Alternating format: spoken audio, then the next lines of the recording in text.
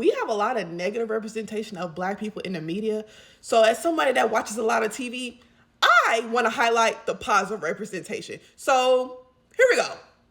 This video is going to be about the character Kevin Atwater, not LaRoyce Hawkins, the actual actor, but the character Kevin Atwater, okay?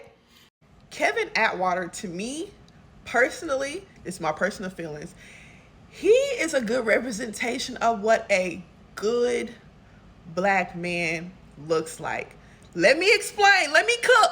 Regardless of his circumstance, he still pulled himself up, took care of business, took care of his family, and became a cop in Chicago, where, you know, the turmoil between cops and Black people, it just wasn't the best.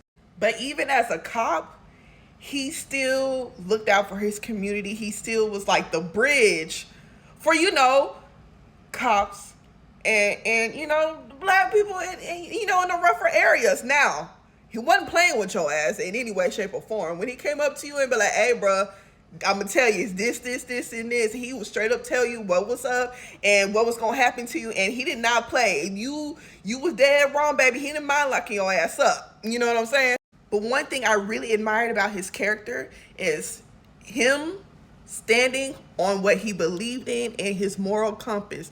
Baby, one thing about it, he said that this is what it's going to be. This is what I believe in, and I'm not backing down. We love a man that stand on business, and he did. He didn't care. He went up against the whole Chicago PD. Didn't give a damn, and we love that. We love a man that's a man of his word, and he stand on it.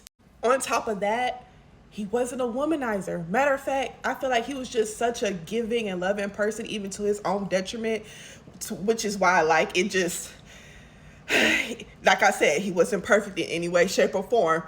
And there were times where he messed up. But you know what? At least he was man enough to take accountability to around the times like he did mess up, you know?